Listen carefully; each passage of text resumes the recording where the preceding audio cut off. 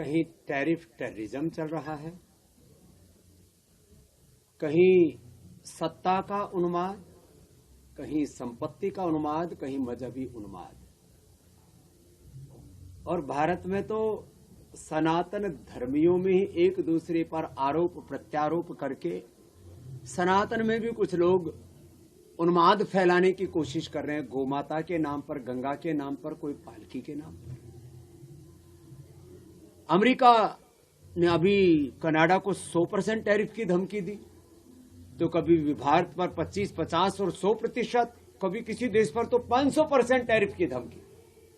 दुनिया एक बहुत खतरनाक दौर से गुजर रही है। ऐसे में हमें एक भारत श्रेष्ठ भारत, एक स्वस्थ, समृद्ध, संगठित, विकसित भारत बनाना है तो स्वदेशी शिक्षा, स्वदेशी चिकित्सा, स्वदेशी सनातन जीवन पद्धति और अपने सनातन विरासत को सर्वोपरि गौरव और महिमा देते हुए आज गणतंत्र दिवस पर अपने कर्तव्य पथ पर प्रतिबद्धता के साथ इस रूप में आगे बढ़ने की आवश्यकता है कि हम भारत को दुनिया की सबसे बड़ी आर्थिक शक्ति, सबसे बड़ी सैन्य शक्ति, सबसे बड़ी राजनीतिक, सामाजिक और आध्यात्मिक शक्ति के रूप में विकसित कर पाए और पूरी दुनिया भारत से प्रेरणा ले पाए। इसके लिए आज 77वें गणतंत्र दिवस पर मैं सब देशवासियों से आह्वान करता हूं कि सब स्वदेशी का व्रत लें और मैकाले की शिक्षा का बहिष्कार करें, एमएनसीज का बहिष्कार करें, सारे बुराइयों का और सब प्रकार के आपसी लड़ाई झगड़ों का बहिष्कार करके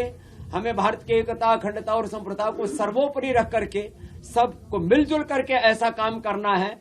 आज जब हम 95 रुपए, 100, 110 रुपए लेकर के जाते हैं तो हमको $1, 1 पाउंड, 1 यूरो पकड़ा दिया जाता है अमेरिका, ब्रिटेन, यूरोप की तरफ से।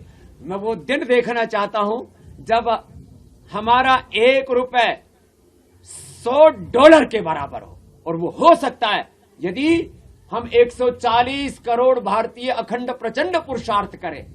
अब सब लोग चाहते तो हैं हमारी करेंसी की वैल्यू हो, हमारे भारत के पासपोर्ट की वैल्यू, हमारे भारत के सिटीजन्स की वैल्यू हो, लेकिन हमारी हालात यह है कि दुनिया के 10-15 देशों को छोड़ करके कोई दुनिया का बड़ा देश हमको हमारे पासपोर्ट पर बिना वीजा के अपने यहाँ घुसने तक की अनुमति देता नहीं है।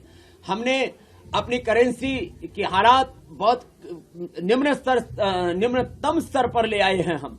आज यदि हमने अपने देश को शक्तिशाली नहीं बनाया तो अमेरिका से लेकर के, चाइना से लेकर के, यद्यपि आज रसिया हमारा मित्र है, लेकिन हमने अपने आप को शक्तिशाली नहीं बनाया तो सब मुंह फेर लेंगे।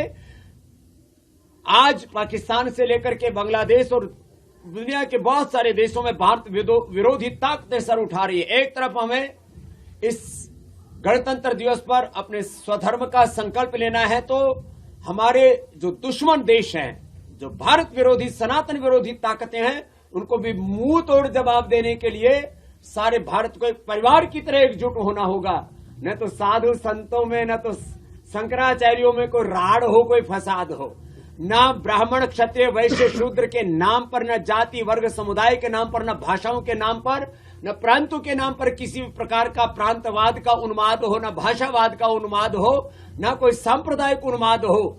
हम सब मिलकर के एक ऋषियों की, एक पूर्वजों की, एक वीर वीरांगनाओं की संतान है, एक धरती माता, भारत माता की संतान है। माता भूमि पुत्र हम पृथिव्या। ये संकल्प के साथ हम आगे बढ़ेंगे तो भारत पूरी दुनिया का मुकाबला कर पाएगा और हर मोर्चे पर दुनिया में जीत पाएगा।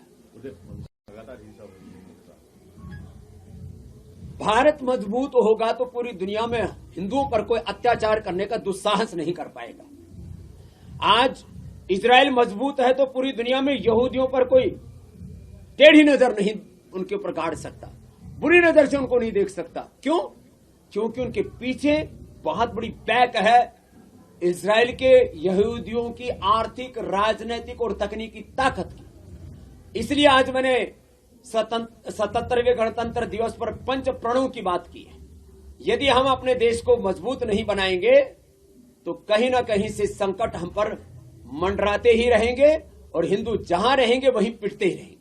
इसलिए यदि हिंदुस्तान सहित पूरी दुनिया में हिंदुत्व और सनातन को भी सुरक्षित करना है तो वीर भोग्या वसुंधरा बनना ही पड़ेगा। जैसे कि मैं सो रहा हूँ तो पिताजी को जगाना है मुझे, तो वो डायरेक्ट उठाने के बजाय, और हिंसा की परंपरा मेरे यहाँ नहीं थी सौभाग्य से, तो वो क्या करते थे कि उस कमरे में आ जाएंगे या बाहर से गुजरेंगे और चौपाई बोलेंगे, प्रात काल उठ के रघुनाथा